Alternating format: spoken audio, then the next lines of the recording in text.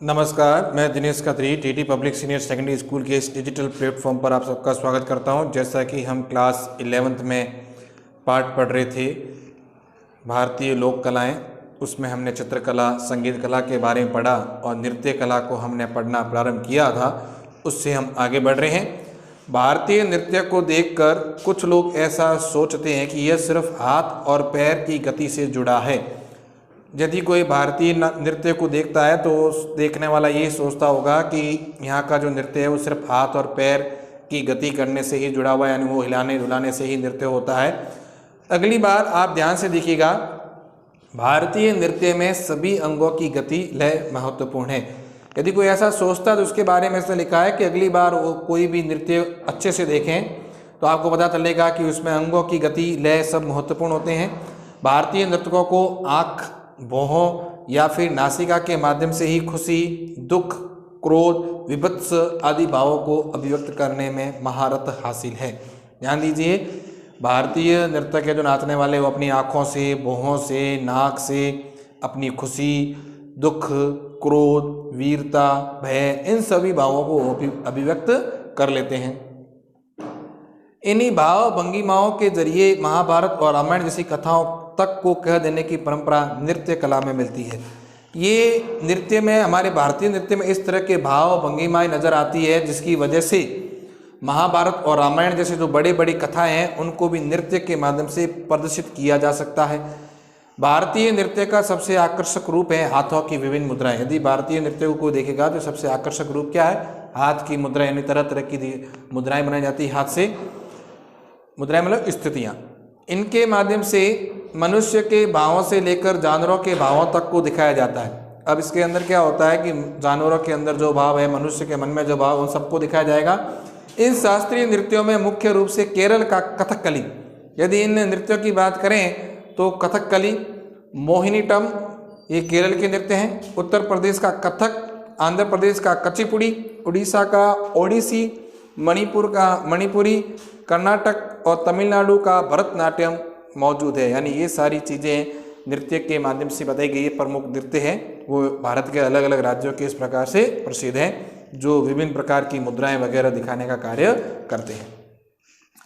फिर देखिए, इन सभी का संबंध किसी न किसी राज्य और उनकी परंपरा से है। ये सारे सारे नृत्य थे वो किसी न किसी विशेष राज्य से संबंधित है और उनकी परंपराएं दर्शाते हैं।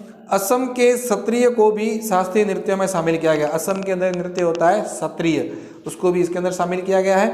क्योंकि इन नृत्यों को सीखने के लिए बहुत साधना की जरूरत है, यानी ये सारे नृत्य सीखने के लिए कड़ी मेहनत करनी पड़ती है।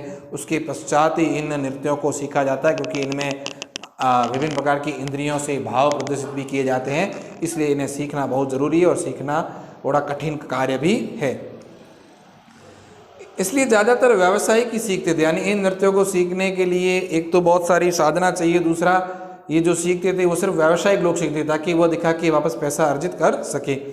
यह संदर्भ भी आता है कि बाद में चलकर महलों में राजकुमारी और राजकुमार भी नृत्य करते थे। यानी उसके पश्चात ऐसा भी कहीं पढ़ा गया है कि जैसे जैसे समय गुजरता गया, महल में रहने वाले राजकुमार और राजकुमारियाँ हैं वो भी इन नृत्यों को सीखते थे और करते थे, परंतु वो सबके सामने नहीं करते थे, सार्वजनिक रूप से नहीं करते थे। एकांत में या स्वयं को जब लगता था उस समय वह नृत्य करते थे। शास्त्रीय नृत्यों के स्वरूप में बहुत परिवर्तन आया है। शास्त्रीय नृत्य जो होते थे उनमें धीरे धीरे परिवर्तन आया है। वर्तमान समय में इन्हें देखकर 200-300 साल प्राचीन नृत्य कला से भी इन्हें पूरी तरह नहीं जुड़ा जा सकता।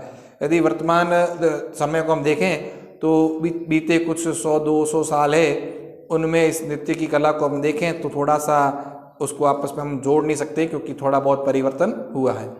भारतीय कलाएं लोक से शास्त्रीय रूप तक अचानक नहीं पहुंची, यानी भारतीय कलाएं लोगों से शास्त्रीय रूप में अचानक नहीं पहुंची है, उनको यहाँ तक पहुँचने वर्षों लगे हैं।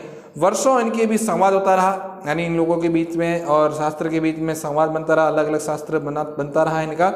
आज के मंचों या फिल्मों में जो संगीत या नृत्य मिलता है उनमें दोनों का मिला जुला रूप अधिक दिखाई पड़ता है। यदि हम आजकल के मंच के ऊपर नृत्य होते हैं या फिल्म में जो संगीत दिखाया जाता है या नृत्य दिखाया जाता है, यदि अपन उसे देखेंगे तो पुराने और आजकल के दोनों का मिश्रित रूप हमको दिखाई देगा। हमारा ध्यान इस पर भी जरूर जाना चाहिए कि हर एक राज्य में सभी कलाओं के बीच भी एक अंतर संबंध दिखेगा। यदि आप देखोगे तो हर एक राज्य में कहीं न कहीं राज्यों से मिलते जुलते कुछ रूप नजर आएंगे, उनमें संबंध नजर आएगा। उत्तर भारत में बांस नृत्य, बांस क्राफ्ट कला या फिर बांस के वाद्य यंत्र इसके उदाहरण है। उत्तर भारत जाओगे तो वहाँ पर बांस के नृत्य होते हैं, बांस पकड़ के लकड़ी होती है उसको पकड़ के नृत्य किया जाता है, उससे बनी हुई सामग्री से नृत्य किया जाता है। बांस क्राफ्ट कला होती है यानी बांस से बनने वाली सामग्रियाँ, या बांस से वाद्य यंत्र भी बन सकते हैं। ध्यान देने की बात यह भी है कि सभी कलाएं धीरे धीरे समूह से व्यक्ति कला का रूप धारण करती गई, यानी ये सब समूह में पहले होते थे नृत्य वगैरह संगीत वगैरह, लेकिन धीरे धीरे व्यक्ति विशेष में आ गई, एक व्यक्ति के पास आ गई है। इसका कारण निश्चित रूप से व्यवसाय रहा, यानी जो व्यक्ति अब ज़्यादा जानता था वो उसे उस तरह से व्यावसायिक रूप से प्रयोग में लेने लगा। इसका कारण निश्चित रूप से व्यवसाय भी रहा। सभी लोग नृत्यों में साथ साथ एक ताल में पैर का उठना, हाथों का एक दूसरे से जुड़ना अपने आप में भारत की अद्भुत साहचर्य और प्रेम भावना का संकेत है। यानी जब समूह में नृत्य करते थे तो एक साथ ताल में उनके पैर उठना, एक दूसरे से हाथ जोड़ना, ये सभी उनके अद्भुत और साहचर्य के कार्य थे, प्रेम भावना नजर आती थी उसमें। क्या यह अनायास रूप से कलाओं में आया होगा? अनायास मतलब ये अचानक से या बिना किसी प्रयोजन से आया होगा, ऐसा नहीं है। इनका संबंध भारत की प्रेम भावना के साथ साथ भारतीय संस्कृति में निहित वसुधैव कुटुंबकम की भावना से भी अवश्य होगा। यानी भारत में ऐसी मान्यता है कि संपूर्ण पृथ्वी हमारी परिवार है, तो हो सकता है इस वजह से वो सभी ने समूह के रूप में गाना गाना, समूह के रूप में नृत्य करना, ये सभी कलाएं विकसित की थी ताकि संपूर्ण परिवार एक लगे, भारतीय संस्कृति लगे कि पूरा परिवार है। यही कारण है कि यहाँ की कलाओं का अमृत आज पूरा विश्व है, और यही कारण है यानी पृथ्वी पर जितने भी प्राणी रहते हैं वो सभी को परिवार मानते हैं भारतीय, इसलिए उनकी कलाओं में सुंदरता है और संस्कृति है। इसलिए विदेशी जब इनको देखते हैं तो वो भी इसके ऊपर बड़े आकर्षित होते हैं, उनको भी ये बड़ी अच्छी लगती है। इस प्रकार ये चैप्टर समाप्त हो गया है। 3 प्रश्न इसमें दिए में देखिए, कला और भाषा के अंतर संबंध पर आपकी क्या राय है? भारतीय कला और भारतीय संस्कृति आप किस तरह संबंध पाते हैं? और शास्त्रीय कलाओं का आधार जनजातीय लोक कला है, इस पर आप सहमत हैं या असहमत, इसके पक्ष में आपको तर्क देने। यानी तीनों प्रश्न आप पढ़ेंगे तो इसमें आपको अपनी राय बतानी है। तो अपनी राय आप अपनी इच्छा अनुसार यदि पाठ पढ़े समझे लिख पाएंगे, नहीं होता है तो मैं आपको कल इसका PDF आंसर का PDF भेज दूंगा आपको, तो आपको PDF देख के भी समझ लेना, पढ़ लेना और वही आंसर लिखना। इसके पश्चात हमारे इस किताब के अंदर है लेखकों के बारे में। देखिए लेखकों के बारे में इसमें से ही प्रश्न बनता है। कुमार गंधर्व जिन्होंने पाठ लिखा, हमने उसका पाठ पढ़ा है आगे। 1924 में इनका जन्म हुआ, 1992 में इनकी मृत्यु हुई। यानी इनके परिचय से संबंधित पूछा जा सकता है लेखकों के बारे में, तो ये भी आपके सिलेबस में है, तो आपको ये पढ़ना है, ध्यान देना है। इनका जन्म हुआ सुलेभावी जिला बेलगांव कर्नाटक में, देख लीजिए। तो आपसे कुमार गंधर्व का जन्म सन 1924 में सुलेभावी बेलगांव कर्नाटक में हुआ। इनका मूल नाम है शिवपुत्र सिड्डीदार मैया, ठीक है, सडीदार मैया कामकली, ये इनका पूरा नाम है, शिवपुत्र सडीदार मैया कामकली। मात्र 10 वर्ष की आयु में गायकी की पहली मंच प्रस्तुति की, यानी 10 साल के थे तब इन्होंने पहली बार मंच पर जाकर कोई गीत गाया। उनके संगीत की मुख्य विशेषता मालवा लोक धुनों और हिंदुस्तानी शास्त्रीय संगीत का सुंदर सामंजस्य है। यानी इनके जब गीत सुने जाते हैं तो मालवा के जो स्थानीय लोक धुन वो और हिंदुस्तानी जो शास्त्रीय संगीत बनाया गया, इन दोनों का मिश्रण है, जिसका अद्भुत नमूना कबीर के पदों द्वारा उनके द्वारा गायन है। यानी कबीर के जो पद है उन्होंने गाए हैं सुंदर ढंग से, वो उसका एक अनमोल उदाहरण है। लोक में रचे बसे लुप्त प्राय पदों का संग्रह कर उन्हें स्वरों में बांध कर कुमार गंधर्व ने अपने अंतर्राष्ट्रीय पहचान प्राप्त की है। यानी संसार में या कुछ लुप्त हो रखे पद हैं उनको इन्होंने इकट्ठा किया और उनको एक स्वर में यानी गीत के माध्यम से बांधा और गीतों को प्रस्तुत किया। इन्हें कालिदास सम्मान और पद्म भूषण सहित बहुत से सम्मानों से अलंकृत किया गया। यानी इन्हें बहुत सारे उपाधियां मिली, इनाम मिले हैं, वो नाम है कालिदास सम्मान, पद्म विभूषण और कुछ अन्य भी। तो ये है कुमार गंधर्व। यानी कुमार गंधर्व से संबंधित पूछा जाए तो इनमें से लिखना है आपको लेखक के बारे में। फिर दूसरे हैं अनुपम मिश्र। इनका जन्म हुआ सन 1948 में, मृत्यु हुई है 2016 में। जन्म स्थान है वर्धा जो कि महाराष्ट्र में है। पर्यावरण संबंधी मुद्दों पर 20 पुस्तक का लेखन, उनमें आज भी खरे हैं तालाब और राजस्थान की रजत बूंदे विशेष चर्चित है। राजस्थान की रजत बूंदे हमने इनका पढ़ा है, ठीक है। तो इनकी पुस्तकें हैं, 2 हैं, एक है आज भी खरे हैं तालाब और दूसरा है राजस्थान की रजत बूंदे। इन्होंने पर्यावरण के मुद्दों से संबंधित रचनाएं की है। 20 पुस्तकों का लेखन किया है पर्यावरण संबंधी कई आंदोलनों से न केवल घनिष्ठ रूप से जुड़े हैं, यानी पर्यावरण संबंधी कोई भी आंदोलन से ये जुड़े हुए हैं, बल्कि लोगों को जागरूक करने के लिए ये मुहिम भी चलाते रहे।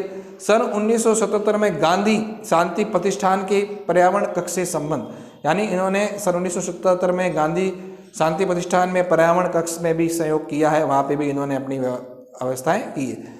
उसके बाद देखिए बेबी हालदार, मेरे हिसाब से 2 ही लेखक का जीवन परिचय है सिलेबस में, सिलेबस थोड़ा कम किया उसमें कोविड के कारण, जिसमें एक है कुमार गंधर्व और एक है अनुपम मिश्र। तो हम तीसरा भी देख लेते हैं, जो 2 होगा उनको आप पढ़ लेना। बेबी हालदार, इनका जन्म लगभग हुआ सन 1974, अनुमानित लिखा हुआ यानी लगभग, अनुमान ऐसा। जम्मू कश्मीर के किसी स्थान पर जन्म हुआ इनका। सेना की नौकरी में पिताजी इनके तैनात थे। 13 वर्ष की उम्र में दोगुनी उम्र के व्यक्ति से इनका विवाह हो गया, यानी ये जब 13 की थी तो 26 वर्ष के आयु वाले के साथ इनकी शादी कर ली गई। 7वीं कक्षा में पढ़ाई इन्होंने छोड़ दी। तब 12-13 वर्षों बाद पति की ज्यादतियों से परेशान होकर 3 बच्चों सहित पति का घर छोड़ दिया, यानी शादी के 12-13 वर्षों पश्चात पति के साथ इनकी बनी नहीं, रोज अनबन होती थी, तो इससे परेशान होकर उन्होंने अपने बच्चों सहित अपने पति के घर को छोड़ दिया और दुर्गापुर से ये फरीदाबाद आ गई। कुछ समय बाद ये गुड़गांव चली गई।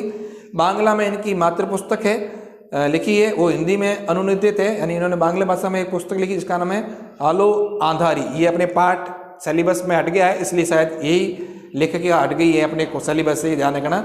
आलो आंधारी इसी पे किताब में आपकी ये पाठ है जो इस बार सिलेबस से हटा दिया गया है कोविड के कारण, तो ये लेखिका भी शायद हटा दी गई होगी इसमें से, लेकिन फिर भी हमने इसके जीवन को पढ़ लिया। ध्यान रखें ये एकमात्र इनकी पुस्तक है बांग्ला में जिसे हिंदी में अनुवादित किया गया है। वर्तमान में आप गुड़गांव में घरेलू नौकरानी के रूप में कार्यरत है, यानी किसी घर में घरेलू नौकरानी का कार्य कर रही है। ठीक है, ये इनके बारे में है, बेबी हालदार के बारे में। तो इस तरह से हमने क्लास 11th की जो वितान पुस्तक है उसे हमने कंप्लीट कर दिया है। इस पुस्तक में किसी भी तरह का डाउट हो तो आप उस डाउट को विद्यालय के निजी संपर्क करके क्लियर करें। और अब हम अगले टॉपिक के साथ या दूसरी पुस्तक शुरू करेंगे या कुछ ग्रामर के टॉपिक, ताकि आपका सिलेबस समय पर कंप्लीट हो। सिलेबस कंप्लीट करने के लिए आप सभी को जो भी वीडियो भेजे जा रहे हैं अच्छी तरह से देखने हैं, समझने, उन्हें कॉपी में नोट करना है। किसी भी समय आपसे कॉपी जांच के लिए मंगवाई जा सकती है और बहुत ही जल्द आपके लिए टेस्ट की व्यवस्था भी होगी। ऑनलाइन टेस्ट होगा जिसकी PDF आपके पास पेपर आएगा, आप उसका आंसर बना के PDF वापस भेजेंगे। आज के लिए इतना ही, धन्यवाद।